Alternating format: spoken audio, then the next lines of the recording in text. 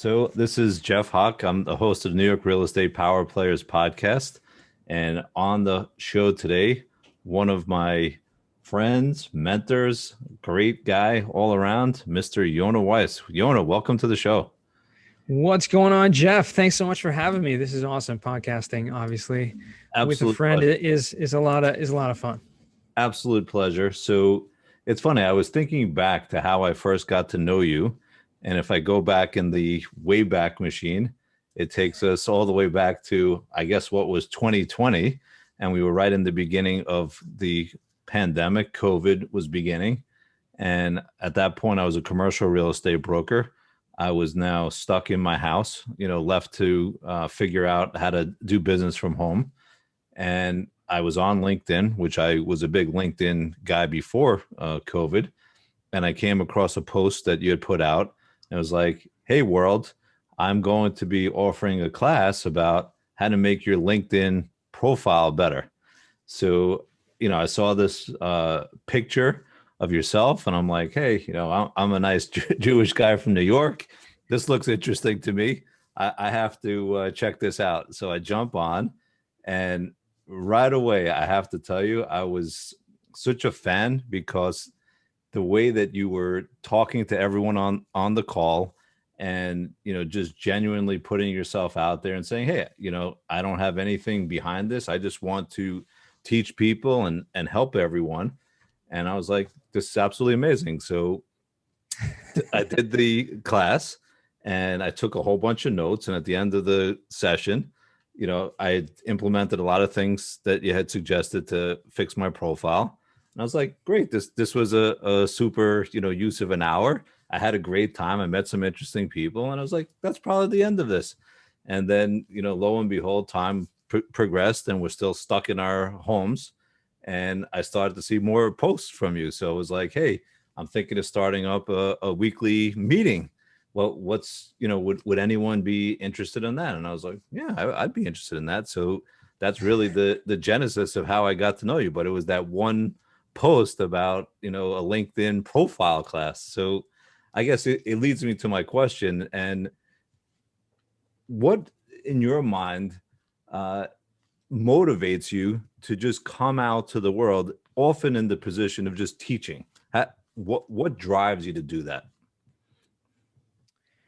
It's a great question, and I think first of all, thanks so much for the kind words, and it's always great to speak with you, and it's good to kind of go back memory lane and figure out how we first met and got connected there. But social media is an incredible thing. And for me, when I first got involved in social media, I have a background in teaching. And so it was always something that I enjoy. Anything that um, you know, have the really ability, but even more so in a lot of ways, um, the responsibility to teach Mhm. others, right? Because you've been given something, right? Share that knowledge, share that wealth Mhm. with people beyond you. It to me, it seems like a natural thing to do. Maybe that's just the teacher in me, that's the parent in me, that's Uh-huh. something that I want to share. Because if it's just kept inside of your brain and in your mind and your life, it may not be affecting or changing anyone besides Right. yourself. And so for me, I'm a person that likes to think outside of myself, right? I don't think about myself very much at all. I think a Mhm. lot about what can I do for others? What can I, what do others need? And that's really what drives me. And so it plays out really easily on social media. You can do this at scale, right? You can really help a lot of people Right. in very little ways sometimes, or seemingly little ways, but they can be profound effects. So just that example that you gave was just like, oh, hey, I got this this cool idea on how to maximize your LinkedIn profile.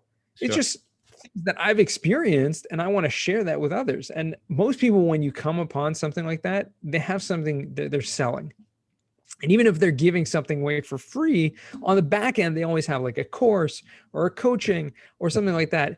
And that kind of always turned me off. Mhm. And so I like to be kind of like the anti of that. Like, just give it away for free. Like, just Right. share your knowledge without expecting anything in return. And believe it or not, what you get in return is, I truly believe, far more than what you would be getting if you're just trying to monetize Mm-hmm. that. Okay. So when you're Absolutely. thinking selfishly, you're thinking about how can I get some business out of this? Kind of you're focused only on that instead of giving away for free and just helping people. You're focused on literally helping everyone. It's Right. not about just helping, and hopefully I'll get some clients. Hopefully I'll have, 5% of the people that I help like sign up for a paid coaching program. And Mm-hmm. so that's a really big paradigm shift for a lot of people. Sure. And that's what I'm trying to break. Yeah, absolutely. And I will be very happy to share with you that I've taken some of that and incorporated into my own business, and also trying to do for others in a similar way. I think since that class in the beginning of 20 and the amount of work that I've done on LinkedIn in particular, I've really grown a very sizable network. A lot of it I attribute to, that earlier class and then just constantly working at it and honing it. But I have also started offering to people, and sometimes I post it. Hey, if you want to understand how to get to thousands of connections in LinkedIn, and if you're trying to figure out what to talk about, let me work with you. And I've done some one-on-one coaching. Some of the people you ultimately got to know through some of the real estate challenges that we've done. But Right. it's been very, very helpful. And it's been very rewarding to me also for people to really say, I've gained from that, and they're more successful in what they're doing. So it's really awesome. I guess backing up though to teaching as a concept, it's very clear now that as I see you every week, and a portion of the fan base that you've accumulated, they're Jewish people, right? They have a connection, to you, maybe because they see a Jewish person or religious person. But how much of the teaching philosophy do you think comes from just being a student of religion, right? And learning with a partner, or teaching together, or even prayer together. Do you feel Mm-hmm. like a lot of that is kind of at your core where it originates from? Absolutely. That goes without saying. I mean, for me at least, but I'm glad you brought that up.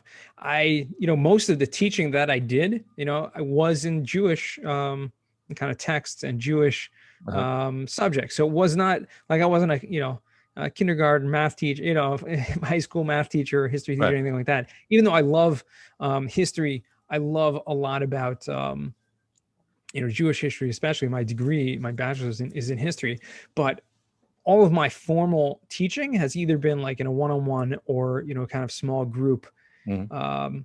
to a large group, I guess, to a certain extent, setting of small class of kind of traditional Jewish texts. And so that's whether it's from the Talmud, the Mishnah, Mhm. philosophy, Hasidus, all this kind of stuff. So that's all of my what I've learned in that obviously comes across in how I'm teaching, in the way that I'm doing it. But I think there's a lot of those principles are kind of universal.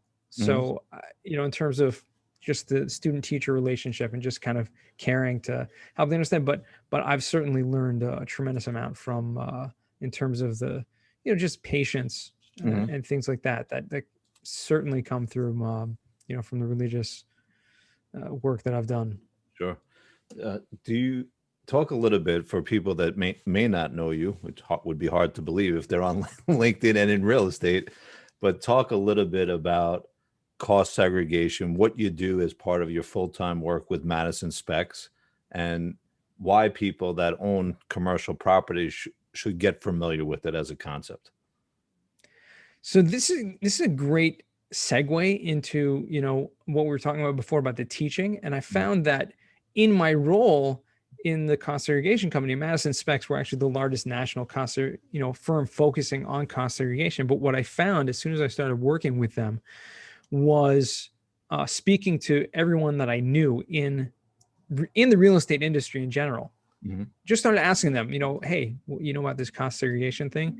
And before I get into, what that is, if you're listening to this and you're like, yeah, what is this cost segregation thing? Right? There were two camps. Okay. They're literally two polarized camps. I asked everyone and it probably reached out to at least 100 people that I knew that were in real estate, hey, what do you know about this cost segregation thing? It was either the answer was yes, oh, cost segregation, it's an awesome tool, it's an awesome tax strategy, I use it all the time, all my properties. That was one answer. And the other answer was, I have no idea what that is. And there was almost no middle ground, like zero. And so the majority of the answers were actually in that second category. So there were a few people that were like, yes, cost segregation, of course we use it. They're in the no. But I found very quickly that the majority of people that I spoke with, and these were people that I knew and that I knew that had been in real estate, whether they were brokers, whether they were owners, property managers, whatever they were in the industry, and I had no idea what it was. And so the more people I spoke to, the more I found that that was a common theme. And so for me, it was just a great opportunity to hone my skills as a teacher and just pick up every last detail of everything about this subject. And I'm not, my background is not in taxes and not in engineering, which is what cost segregation is involved in. But I, because of my, kind of thirst for knowledge and that teaching background, I have an ability to pick up these kind of concepts really quickly and be able to teach it and give it over in a very simplified form. And so let's just talk about what cost segregation is, because if you're listening to this, you're either one of those two categories, right? It's very rarely, and I've literally, since then, I've done webinars to literally over 1,000 CPAs and to hundreds and hundreds of people. And I always ask this question, right? I do a poll, what is your degree of knowledge of cost segregation? Is it, A, or 1, I've never heard of it before, right? 2, I've heard of it, but don't really know what it is. 3, I'm very familiar with it. Or 4, I'm an expert, like I know it very well. Okay. And so the vast majority of the people were, in the first two categories, which is I've never heard of it, or I've heard the name, but don't really know what it is. Right. And if you've heard the name, it may very well be because you've seen me, you see my name, right? Right. And you just see that name. Oh, Yonah Weiss, cost segregation expert. But it intrigues you. And I get all the time asked, well, what is it that you do exactly? Please explain to me. So let's explain that. Let's just do a Reader's Digest version of what this is for our listeners. And anyone who wants to learn more can definitely reach out to me, yonahweiss.com, or I'm sure we'll talk about this later, how to get in contact with me. Find me on LinkedIn. And let me know you heard this on Jeff's podcast. But it's a tax strategy that uses a tax deduction called depreciation, which is a deduction that any real estate owner gets. Besides for your personal residence, if you own an investment property or a business property even, you're allowed to take what's called a depreciation deduction. Now, it doesn't mean, like the word sounds, that something's going down in value, but it's a concept that instead of, just paying taxes on all of your income, the IRS actually, as an incentive for people to buy more real estate and to house people and to be involved in the industry, they give you this tax deduction each year called depreciation, based on the principle that things go down, as time goes on in value. And so if you buy $1 million property, you get to write off that entire $1 million over a course of 39 years or 27 and a half years. So that's what depreciation is. So a little bit of a deduction, essentially what it does is it lowers your tax liability and allows you to pay less income tax. Okay. So why is the cost segregation important? Because what we're doing is essentially breaking down the property into different components, different categories, that each component depreciates at a different rate. So instead of lumping everything together and putting it on a 39-year schedule, which means you get a little bit every single year for 39 years, right? So if it's $1 million property, you get about $20,000 a year, right? For 39 years, that's your tax deduction. You can actually allocate things to faster lives, like a 5-year or 7-year, 15-year, and basically get big tax deductions up front. And this is one of the biggest strategies that real estate investors use to pay little to no income tax on their investments. It's fascinating, and definitely, as I've gotten to know you and speak about it more often, I don't know if I would say I'm level 4. Sometimes I think in your polls I vote 4 just to keep it interesting, but definitely a 3, and I talk about it often with people, and I would say it's what you're describing. People like, never heard of it, or they're like yeah, and maybe the yeah is they probably still don't know it very, very well. It's fascinating to me. And I mean, I've had exposure to commercial real estate. Before that, I worked in business where we had data centers and equipment and other things that clearly would not last for 39 or 40 years. So conceptually makes a lot of Yeah. sense to me. I think the thing that people probably struggle with is, okay, I'm an owner and I do a cost segregation study and I get benefit from it. But a lot of people that are holding the multifamily properties, they do it for 5 years or 7 years. So talk a little bit about if you take advantage of it and then you later transact the property, does the new guy have the ability to basically start over and do and essentially do it all over again? Yeah, exactly. Yes, the answer to the question is yes. And that's the amazing thing about this cost segregation is that it's not intrinsic to the depreciation of the property itself. Meaning, like you said, yes, you'll have certain equipment or certain things that it goes down in value and you need to replace it every 5 years or so. But a building, the depreciation deduction, again, it's just based on that principle. It's based on that concept, but it starts over every single time there's a transaction. So if you bought a property for $1 million 5 years ago, Mhm. and then so your depreciation would be on a 39, 27-year schedule for based on that $1 million. You go and sell it today for $5 million. The new buyer starts his schedule over from scratch based on $5 million. So he's allowed to take the tax write-off of that whole $5 million. So again, it's not intrinsic to the building. It may have been built in 1927, and all intents and purposes, it's been fully depreciated from an actual useful life standpoint. But from a tax useful life, it is much greater. And so that's really the incredible benefit of it. Mhm. I guess interesting question, and I don't know if I ever covered this with you.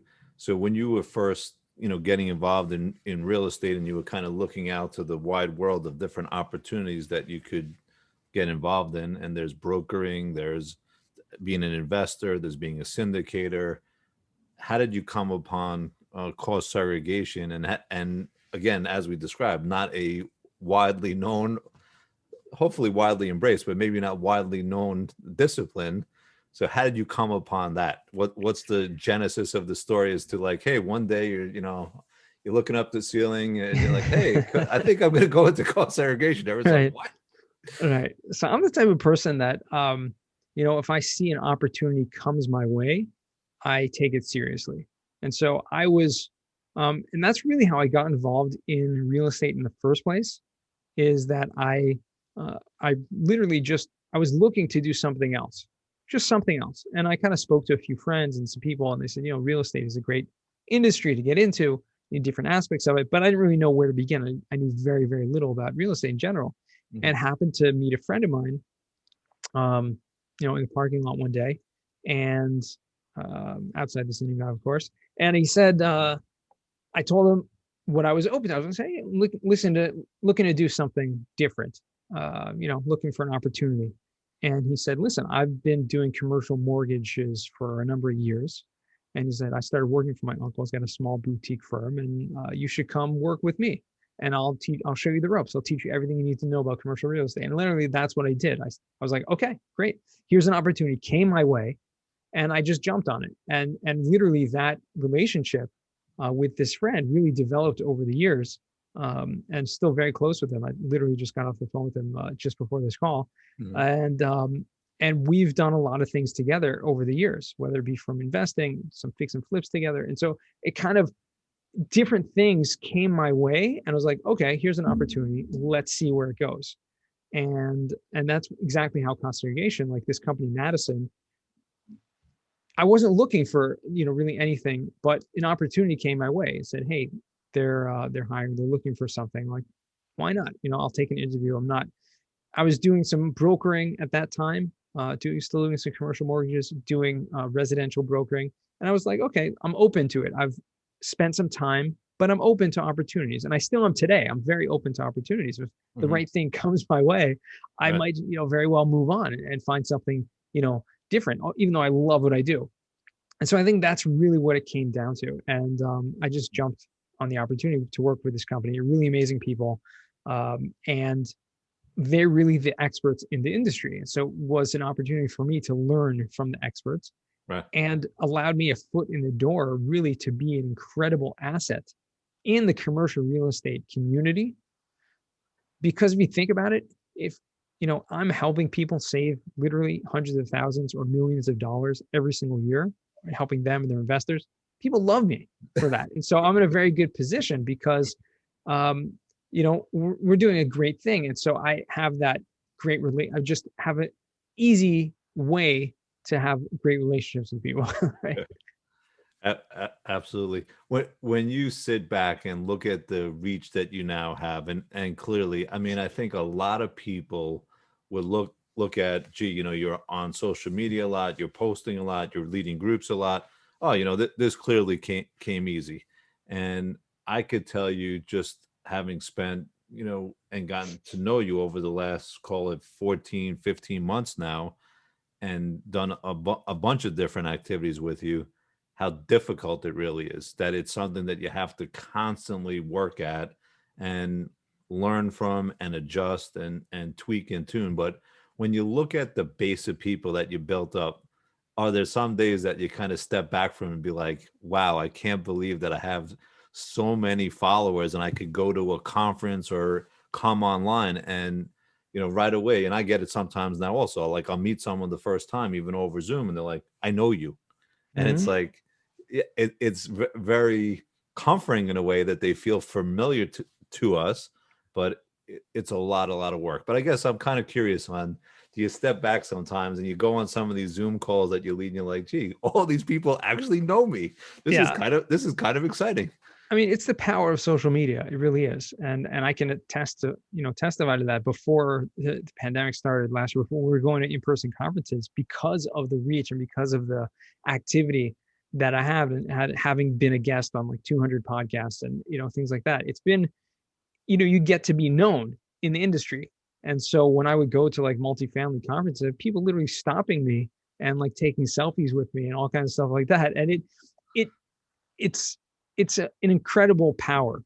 It's incredible, opportunity for networking that really can take you to the next level without a tremendous amount of effort. Now, don't get me wrong, there is, and as you kind of preface this question, it takes a lot of work, um, but it's fun. And so that's kind of my perspective on it. Like, yes, it's hard, but I love it. It's fun. It's a lot of fun. I love networking. I love meeting people. I love getting to know people, and I love helping people. And so for me, the more time that I spend in doing this networking, like the more further reach you get, the more people you can help. And so I just enjoy it. And I think that's the perspective you have to have in order to really do well at this, is you have to enjoy it. Yes, you have to spend some good significant amount of time in order to build it. But the more time you put in, the more, dividends it gives back. Absolutely. And what I'll say to you, and I will publicly thank you for it, because I think a lot of people over the last year felt very isolated because of COVID. They couldn't go to their normal events. They couldn't go to their normal job. They were stuck in their houses. God forbid some of them went through, severe losses in their family because of the illness.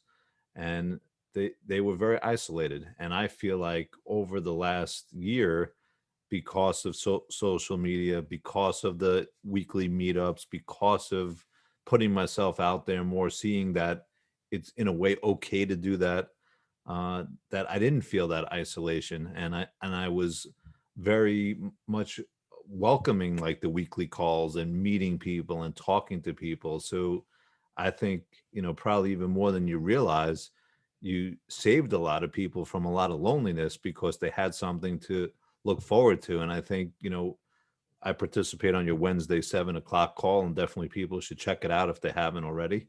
A virtual weekly real estate meetup, and we have a guest speaker that Yonah puts together, and then breakout rooms and just dialogue. But I think over the last year, many people have become friends. They look forward to seeing each other. They help each other off the call, and it's been a great benefit for so many people just having something to go to every week. And I think you probably don't even like realize that you helped a lot of people that way from what could be a very boring, lonely time. It's true. I'm sure I don't realize. Obviously, I knew, jumped on the opportunity because I saw it was a time literally last year, last May, I think April, May, when I saw this, this lockdown was going to continue for some time, right? We'd already passed the, 15 days, right? And that Right. was long gone. And I saw for the foreseeable future, like this is going to be our setup. So let's try to maximize this. Let's try to continue creating that community. And it is interesting because I see a lot of the same people coming each week. And I definitely, have become much better friends with a lot of people through that. But recently, I've actually seen kind of the numbers dwindle a little bit in terms of our attendance, right? We usually have on average probably about 40, 50 people.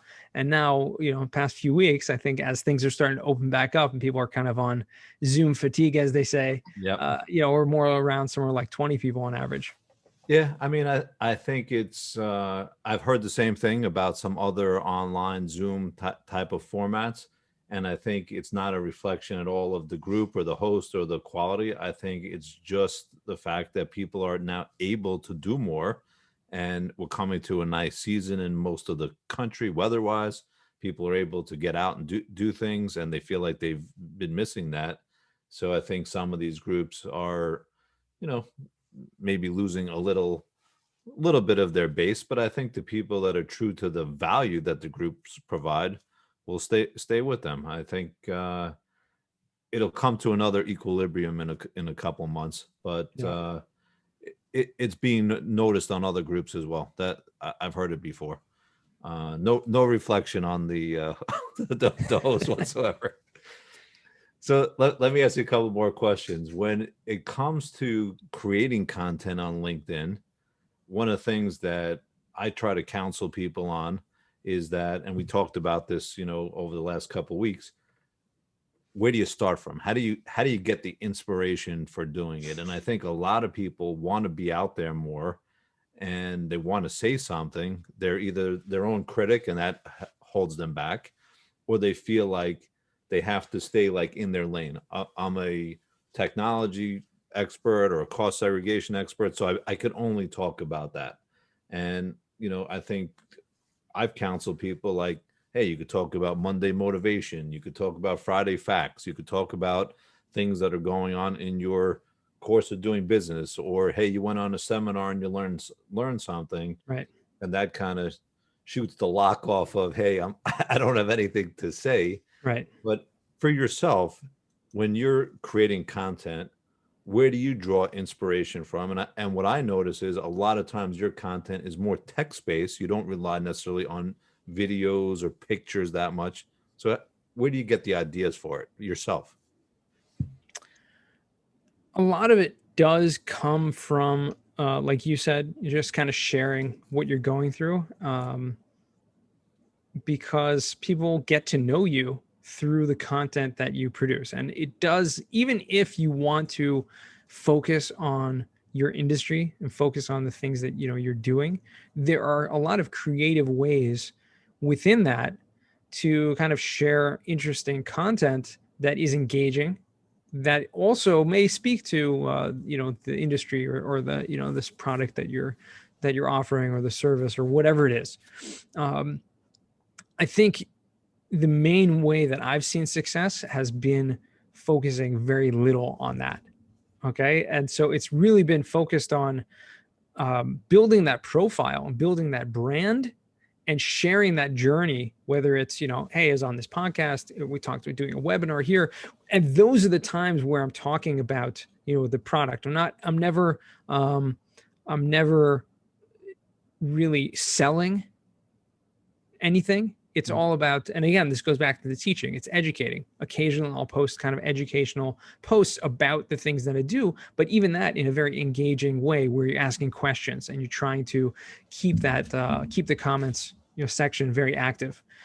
But the other thing that I'll do is just totally focus on other people. And so great examples of that would be, like the self promo Sunday that I'll do. It's just a way that allows people in the comments to help promote themselves or other people. Or I'll do like, kind of connections, like who can I connect with, what are you looking for today? Other things where you can kind of look beyond yourself and just be looked at as someone that others like and respect. Right. And then they'll obviously, if your brand is good, they'll know exactly who you are and what you do. And Right. so that will never go away. Every time that you ever post anything or you ever comment anything on social media, immediately people see your name. And if your branding is good, that they know exactly what it is that you do, that you never even have to talk about what you do because people already know that just by seeing your name Mhm. and your face. Absolutely, and people and they say it, and I believe in it. People want to do business with people that they know, like, and trust. So when Mm-hmm. people tell me, or I run into people, they're like, "Hey, I know you." I'm very happy to hear that because I feel like it's working. That's the Uh, first and most important of those three. First yeah, step is knowing you. No one can like you or trust you if they don't even know you. no, exactly, and that's a way to come out of obscurity to known. So I'll tell you a couple of networking stories that I think are really fascinating. One, obviously, you're aware of, and then one I'll tell you about. So I'm in another networking group, and we had I'm a member, paid for group, and we had a woman come as a guest to the group, and she said, "I'm a commercial real estate broker by trade, and I'm starting a technology company for real estate. And right now, the company is basically for events. We're gonna look at unused commercial space, and we're going to put it on a platform where Mm-hmm. people could choose the spaces in New York City. And then once you choose your venue, you could choose your vendors, and the vendors could be music, food, entertainment. But basically, within this website, you could package up a whole event. Right. And she's like, right now, a lot of this is being done manually. And I would like to build technology and take my company to the next level to automate all these events. Right. So the ask on the call was, can anyone help me raise capital for the company? And I was on the side chat and I'm like, I think I could help you. I know some people in New York that may be interested in it. They're investors, or they're angel investors, or they're capital managers. Long story short is, after a number of calls, one-on-one conversation with her, meeting her team, I ended up introducing her to a friend of mine, works for a substantial capital management firm, and ultimately they came across with $500,000 towards funding her company. So I guess the point of the story is, if you're on the calls and you're really tuned into what the asks are, and Mm-hmm. there's specificity behind what people are going for, then there's some really amazing things that could happen. And then the other one, is kind of an offshoot of being in your group, right? You regularly have guests, and I was on a call in March. There was a guest speaker talking about smart building technology, and I found it to be very, very engaging. I liked the speaker, I liked the presentation. I don't even honestly remember what I asked, but I always try to ask something to keep Right. the conversation alive. And a couple of days later, they had reached out to me and they're like, "Hey, those questions are really on point. You seem like you're really engaged. We looked at your LinkedIn profile. We looked at a lot of things that you're doing. Hey, we have some growth opportunities in the company. Would you consider coming to join us?" And I was, really, really flattered by that. But I think it just speaks to, if you're on the calls and you're actively participating and you're really trying to help some of the community there, you could do some quite amazing things. And I'm sure for yourself, many people must follow up afterwards and say, "Hey, I want to have a one-on-one conversation." And I think that's what I've seen in a lot of your coaching and training, is that, yeah, you could do a beautiful job on LinkedIn and you could get to know someone at a particular level, but the reality is you have to go to the next level and you have to Yeah. have a talk with them. Yeah. 100%. No, that's awesome. Those are two awesome stories. And it just shows that, again, the power of networking, and whether this is online or whether it's in person, showing up, like, it's a very kind of cliche thing, but I think, showing up is really, that's 90% of the Yes. job. Right. Yeah. And, those two stories really speak volumes because you never know what opportunities you'll miss out on because you're just not showing up, you're not engaging, you're not participating. And so just if the one takeaway you get from this call, that we both get from this, is just keep showing up, right? Keep putting yourself out there, meeting people, meeting new people. And I literally, LinkedIn is an incredible thing because there's so many opportunities. There's a lot of noise also, obviously, that goes without saying.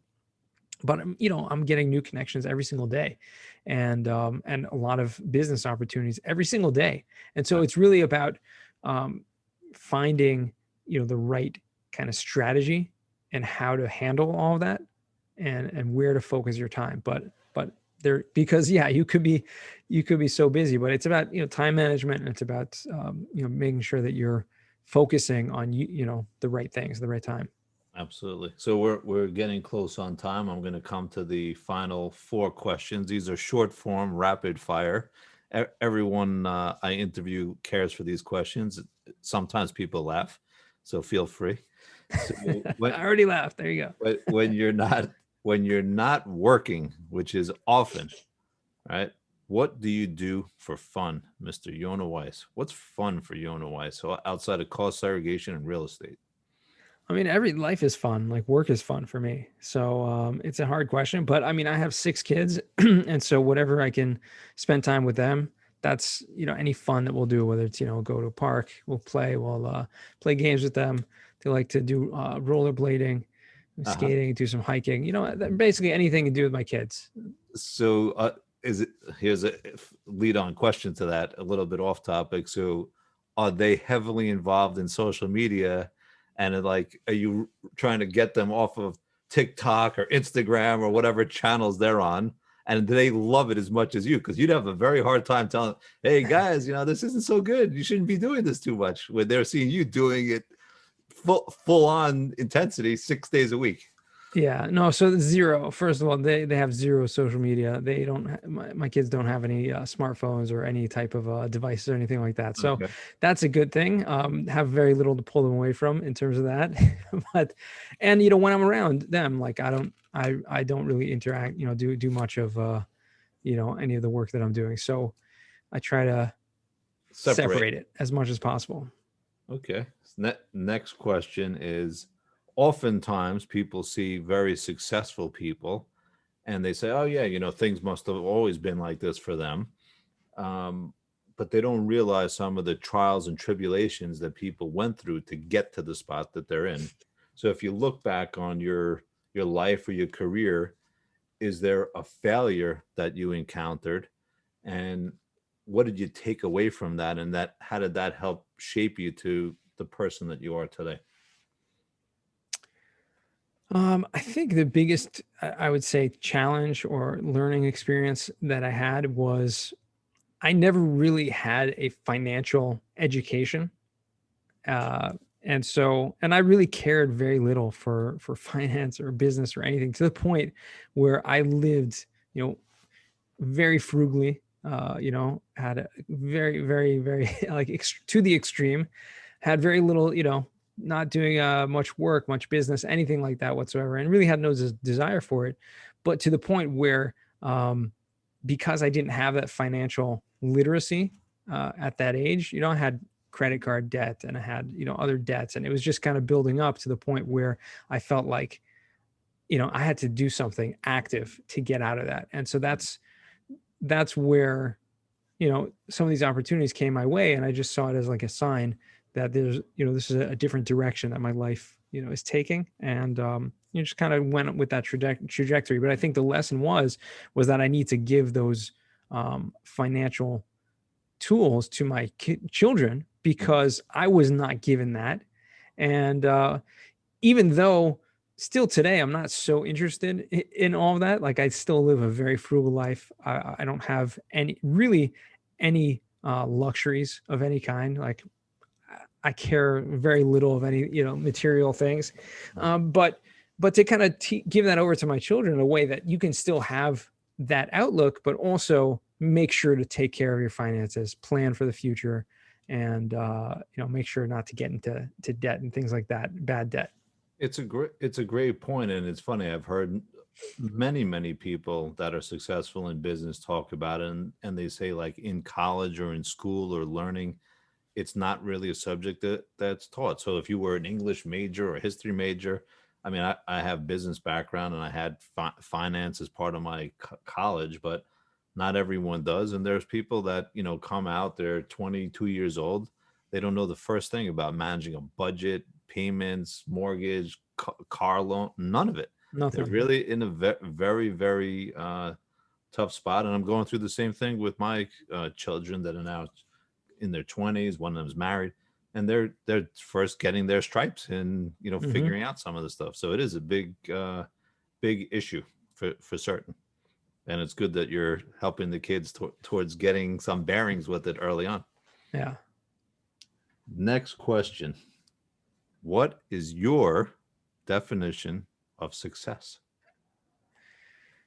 To me, that changes all the time because I never view success as like an end goal. It's more of how am I living every day as successfully as I can. And to me, that means how am I taking, did I do something today that made a difference in someone else's life? And so that's really what success to me is. I mean, if I had to define it, and I ask the same question on my podcast, right? Is like how do you define it? And I get a different answer from everyone. But for me, and I'm sure I've given this answer. I know I even did my own episode where I asked myself these four questions that I have in my the end of my episode, my podcast. And I don't even remember what I said then. It could have been something similar to this, could have been something totally different. But I think for me right now, like that's really what it means. Like, how can I really help someone else like on a daily basis? Like if I have a day that goes by that I cannot look back and see I made a difference in someone else's life, then that was not a successful day. And so that's really the trajectory of life. It's not, Mhm. it's not an end goal. It's every single day. Right. And it's probably a final question, and I would imagine the answer is going to be about the same. What's the lasting impression that you'd want to leave on, it's called the industry, right? The real estate industry, because that's where we spend most of our days at this point. The one thing that I've gathered from the real estate industry, and I think it's more specifically kind of like this multifamily kind of space, and maybe it's a little bit different from the overall like New York, kind of fast paced real estate industry and the broker, but the multifamily like investors that I found, there's a lot of um, really abundance mindset where people are willing and happy to share their knowledge and their experiences with others who have Mhm. not reached where they're at. And that's something that I very much resonate with. So for me, like I would just want to leave that. Not necessarily as I'm the only one that's doing that at all. To the contrary, I see a lot of people doing that, but I think that's the lasting impression that needs to stay and needs to expand into all aspects of real estate because there's still a tremendous amount of competition when Mhm. it comes to brokerage and it comes to all kinds of things like that. When you realize that there's really enough for everyone and how you can go out of your way to help someone else who's maybe not where you're at and help them to bring them up to where they can be successful on their own, that's going to be the lasting impression. That's super. So, Yona, obviously you're on LinkedIn, but where else can people find you in the World Wide Web? Well, you can go to yonahweiss.com. So that's just my name, YONAHWEISS.com. And, I'm on pretty much most other platforms out there, especially BizFluence, which is a new social, really business networking platform, very much in the early stages right now. But I know personally the co founder, Okay. and they have a lot of great stuff in the works that's going to create incredible, like real B2B transactional relationships Interesting. through that platform as well. So check that out. And obviously the Weiss Advice podcast. Find it on your favorite places to listen to podcasts: Spotify, iTunes, and the like. Absolutely. Absolutely. And I'm Jeff Hawk. If you're interested in smart building technology, I now work with the firm eProperty Care, Jeff at ePropertyCare.com. My telephone number 516-636-6600. Yona, it was an absolute pleasure to have you on the show. Uh, Again, I'll thank you publicly often. You have been a great source of strength, inspiration, education, friendship. I admire you greatly. Uh, Always here to support whatever you're doing. And if you don't know about cost segregation, absolutely, this is the place, the man to start with, Yonah Weiss. And thank you so much for being on the show. And that's a wrap. Awesome. Thank you. Thank you.